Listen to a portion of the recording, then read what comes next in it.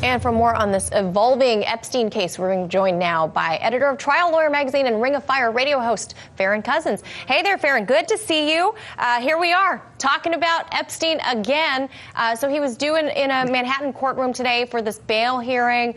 We're getting word that he'd be willing to post $100 million for bail. But prosecutors are arguing that he's a flight risk and that he should remain behind bars awaiting trial. What are your thoughts?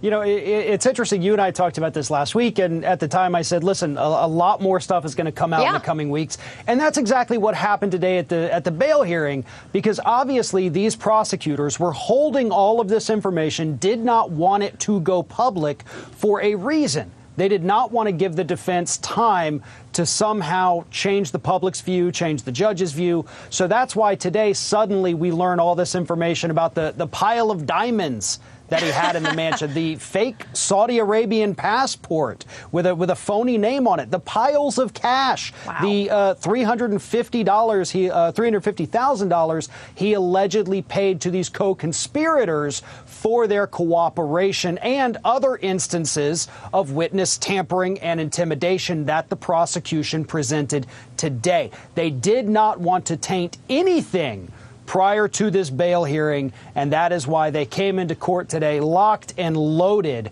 and absolutely said, okay, he says he's had a clean record. The actions and behaviors we have seen from him, what we've found so far, this is not clean behavior. This guy cannot be trusted to be out of prison. What a wild treasure trove of things to emerge today. Among them, a few Epstein victims have now come forward saying that he should wait behind bars, that he's a threat to the community. The case against him appears to be getting stronger here, Farron. Are the walls closing in on the billionaire this time? I believe they are. And, you know, as his lawyers tried to say, oh, well, we had this plea agreement where there was a non-prosecution. That plea agreement, the original one, was only for crimes committed in the state of Florida. So just to clear up any confusion people may have about that agreement, it only applied to Florida. That's why this New York case is allowed to go forward. But that's exactly what's going to continue happening right now, is we're going to have more women coming forward saying, I was one of these people. I have names of people who I was forced to serve while I was essentially a sex slave for Jeffrey Epstein. We've already seen it happening with Dershowitz, with his brilliant legal defense of, I couldn't have had sex with her. I kept my underwear on the entire time. We're going to see more stupid statements like that the more people get roped into this. Bill Clinton already caught lying about the number of times he flew on Epstein's jet. Donald Trump saying, oh, no, we had a falling out years ago. Come to find out the two of them, Trump and Epstein, attended a party with only 28 other girls there.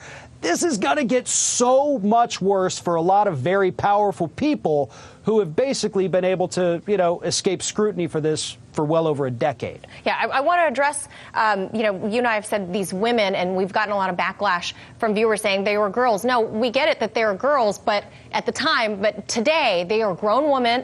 They have come forward and said, when I was 14, when I was 15, that Jeffrey Epstein subjected me to this, that, and the other thing. But they are grown women now, and they've come forward publicly to a lot of media. So I want to address that to clear the air if anyone's wondering why we are calling them women. Now, Trump's labor secretary, Alex Acosta, resigned last week amid all this pressure for him to resign because of that sweetheart deal that he brokered back in 2008 down in Florida, where you are. How many other big names you've mentioned? You know, Bill Clinton, the president himself. How many other people do you think are going to go down this time? Well, it's going to be very interesting. I wish I could put a number on it. I wish I had more names to speculate about. But you have to keep in mind, too, we've seen a lot, just good God, just this past, 7-8 months, we have seen so much happen here in the state of Florida, especially down in the Palm Beach area, near Mar-a-Lago, all of that, where all of these big name people, Robert Kraft with the massage parlor, this area in Palm Beach we're talking about, this is a hotbed of political, powerful, wealthy people. So it is likely that there's going to be other big names. But as of right now, anything I say would be pure speculation based on just who's ever been to Palm Beach. So I'm almost excited, I guess, to see this play out because, again, we have seen so much corruption, so much disgusting behavior for too long from the millionaires and billionaires in this country. And it is a little bit rewarding. You do feel good about it watching these people finally go down for this disgusting behavior.